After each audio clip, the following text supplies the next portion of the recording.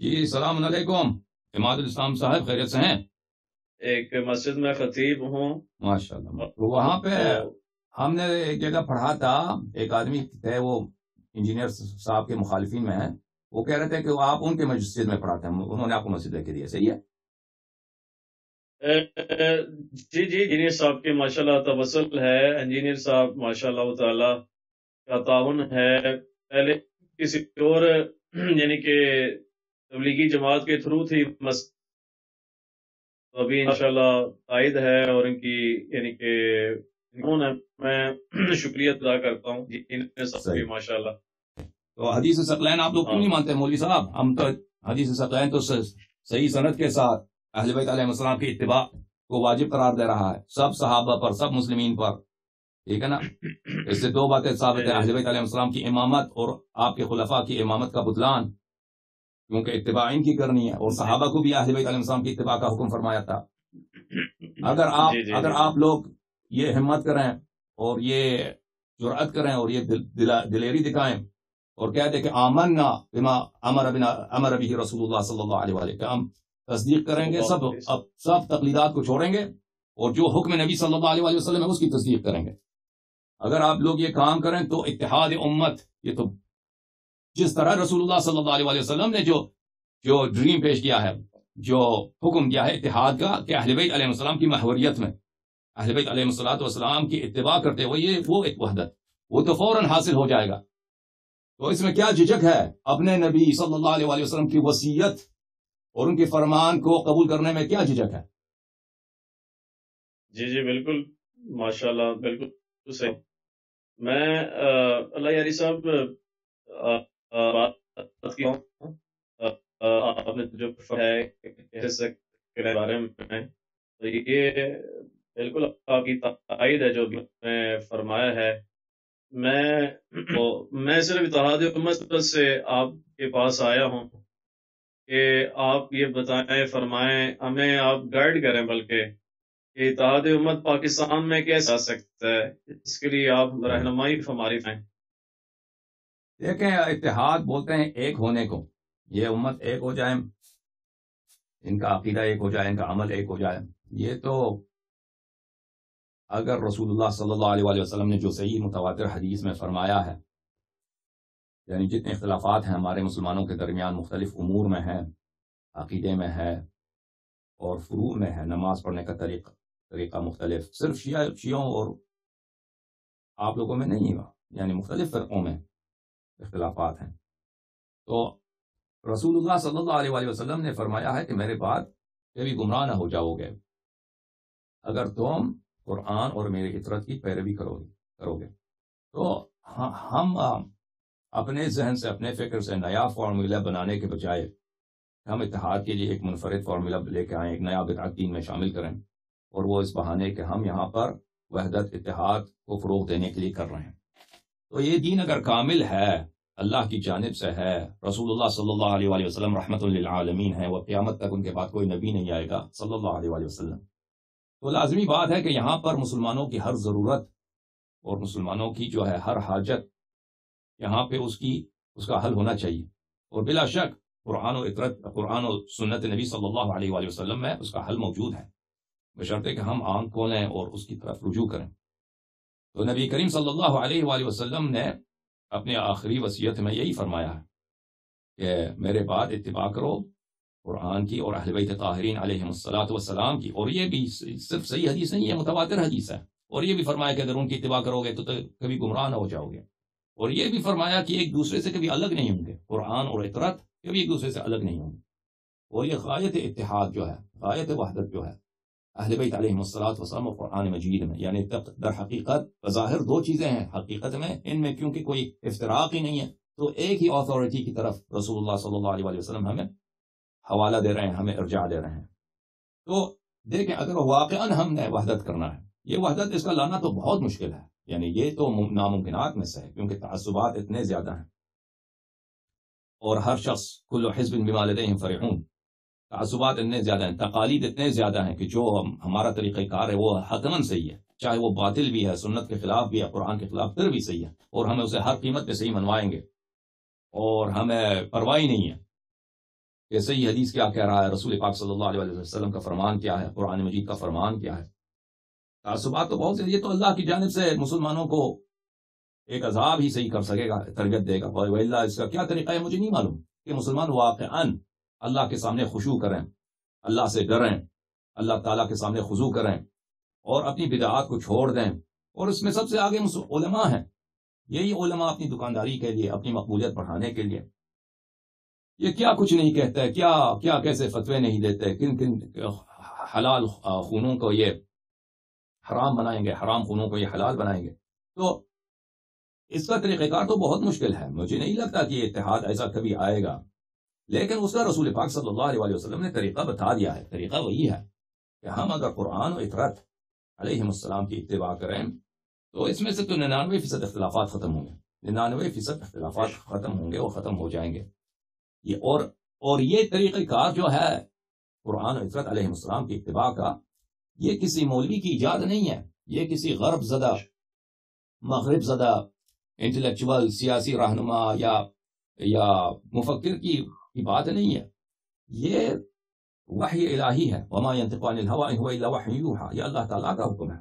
جس وحدت کا اللہ تعالیٰ نے حکم دیا ہے وہ وہی ہے کہ ہمارا ایک مسلمانوں کا ایک لیڈرشپ ہے جو اہل بیت طاہرین علیہ السلام ہے، قرآن مجید ہے۔ اس لیڈرشپ کی محوریت میں، اس لیڈرشپ کے ارشادات کے روشنی میں اگر ہم چلیں تو لازمی بات ہے کہ وحدت آ جائے گا، یعنی اکثر اختلافات رفع ہو جائیں گے۔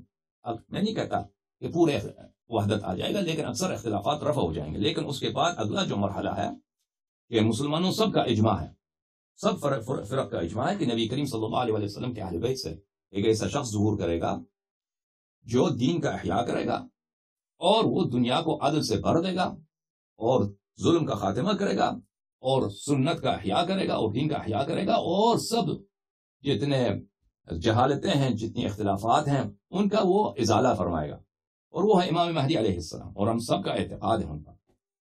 حقیقی جو دین کا احیاء ہوگا اور حقیقی دنیا میں ظلم کا خاتمہ ہوگا اور سب قسم کے فتنے ختم ہوں گے، سب قسم کے جہالات ختم ہوں گے، وہ اسی وقت ہوگا جب نبی کریم صلی اللہ علیہ وسلم کا جو فرمان ہے کہ میرے اہل بیت سے ایسا شخص آئے گا، جب وہ ظہور فرمائیں گے تو وہ ہوگا۔ لیکن اس وقت تک جب اللہ کا یہ وعدہ پورا ہوگا تو ہمارا فرض یہی ہے اور ہم نے اللہ کا جواب دینا ہے۔ نبی کریم صلی اللہ علیہ وسلم کی وصیت چھوڑنے کا کوئی جواز نہیں ہے، تو وہ دنیا سے جاتے ہوئے ان کی وصیت ہے جس پہ ان کا بڑا یہ نہایت ہی عزیزو، نہایت ہی تاکید ہے کہ 3 دفعہ فرماتے ہیں کہ کیا تم شہادت دیتے ہو کہ میں اولا بالمؤمنین من انفسہم، اور وہ کہتے ہیں میں دنیا سے جانے والا ہوں، میں مر جاؤں گا، مسلمانوں جو یاد رکھو بہت قریب میں مر جاؤں گا، تو میں تمہارے درمیان 2 چیزیں چھوڑ کے جا رہا ہوں، اگر تم اتباع کرو گے تو کبھی گمراہ نہ ہو جاؤ گے، قرآن مجید اور اہل بیت طاہرین علیہ السلام۔ اور یہ حدیث متواتر ہے، یہ ایسا نہیں ہے کہ حدیث کی خبر واحد ہے۔ اب تواتر انشاءاللہ تبارک و تعالی اس کا ہم ثابت کریں گے۔ ابھی تو 3-4 طرق ہم دکھا چکے ہیں ابھی اب تک۔ حدیث سفیان بن یعقوب الفسوی، اللہ آپ کا بھلا کرے، اس کے علاوہ جو حدیث ہم نے دکھایا آپ کو پچھلے حلقے میں، وہ کون سے تھے؟ حدیث بلادری صاحب کی حدیث دکھایا، اور اس کے حدیث اسحاق بن راہوی کی، سب 3 صحیح احادیث۔ اب جو ہم نے شروع کیا تھا تصحیح، جو ہے حافظ ابو الحسن دارقطنی کی جو روایت ہے، 2 روایتیں اس نے نقل کی، دونوں صحیح ہیں۔ اچھا، وہ یہ احادیث اتنے جب طرق زیادہ ہیں، یہ احادیث رسول پاک صلی اللہ علیہ وسلم نے فرمایا، اور مسلمین سب کا جب سب فرقے روایت کرتے ہیں، شیعہ بھی روایت کرتے ہیں، مخالفین بھی روایت کرتے ہیں، ایسے رجال سے روایت کرتے ہیں جن کی سچ ہونے میں، جن کے صادق القول ہونے میں کوئی سوال نہیں ہے، اور بہت سارے مختلف طرق سے روایت کرتے ہیں کہ رسول اللہ صلی اللہ علیہ وسلم کی یہ وصیت ہے کہ میرے بعد قرآن اور اطاعت علیہ السلام کی اطاعت کرو، ان کی اتباع کرو، اگر کرو گے تو گمراہ نہ ہو جاؤ گے۔ تو پھر عزیزو، اور ہمیں پتہ ہے اگر اور کوئی فائدہ نہ ہو نا، اتحاد کو چھوڑیے، کوئی فائدہ نہ ہو، اتحاد کا ہمیں پتہ بھی نہ ہو کہ اس سے ان کی اتباع کرنے سے اتحاد ہوتی ہے یا نہیں ہوتی، صرف ان کا فرمان یہی ہے۔ اگر نبی کریم صلی اللہ علیہ وسلم یہ بھی نہیں فرماتے کہ اگر ان کی اتباع کرو گے گمراہ نہ ہو جاؤ گے نا، اگر یہ بھی نہ ہوتا پھر بھی نبی کریم صلی اللہ علیہ وسلم کا فرمان ہے کہ ان کی اتباع کرو، تو اتباع تمسک واجب ہے۔ اب جب انہوں کا یہ بھی فرمان ہے کہ تم کبھی گمراہ نہ ہو جاؤ گے، تو پھر تو تاکید بہت زیادہ ہے۔ کون سا مسلمان، کون سا عاقل ہے دنیا میں جو وہ راضی ہو کہ وہ روز قیامت گمراہوں کے زمرے میں، بلے منافقین کے زمرے میں، وہ تفترق امتی الی 73 فرقہ کلهم فی النار الا فرقہ، 72 فرقے کے زمرے میں جو اہل جہنم میں، ان کے زمرے میں محشور ہو؟ کوئی چاہتا ہے؟ کوئی ہے ایسا مرد عورت نوجوان پاکستان ہندوستان کسی بھی جگہ جو وہ یہ چاہتا ہے اس کو پرواہ نہیں ہے کہ روز قیامت وہ سیدھا جہنم چلا جائے؟ کوئی ہے؟ کوئی نہیں ہے. ہم سب کی یہی اگر نماز پڑھتے ہیں تو کس لیے یہ نماز پڑھتے ہیں؟ اس لیے کہ اسپورٹس ہے، کوئی ایکسرسائز ہے. روزہ رکھتے ہیں ویسے ہی، یا عبادت کے لیے. یہ سب اعمال بچا لیتے ہیں، عقیدہ عمل سب. یہ امید یہی ہے کہ خدا کو مقبول ہو، اللہ کے بارگاہ میں قبول ہو. ٹھیک ہے نا؟ قبولیت کا راستہ بتا دیا رسول پاک صلی اللہ علیہ وسلم نے کہ اگر اس راستے سے چلو گے تو عمل تمہارا صحیح قبول، نہیں چلو گے تو نہیں، گمراہ ہو تم.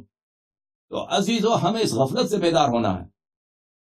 تو اس غفلت سے اگر ہم بیدار ہو جائیں کہ ہم نبی کریم صلی اللہ علیہ وسلم کی جو وصیت ہے، اور اس میں سب سے زیادہ جو اہم بات ہے ہمارے اہم ہے علماء کرام کی، کہ یہ اس احادیث کے کنارے سے ایسے ہی چلیں اور اس کی عوام تک نہ پہنچائیں، اس کی تبلیغ نہ کریں، اس پہ زور نہ ڈالیں، تحقیق نہ کریں، تو یہ اس کا جواب دینا ہوگا.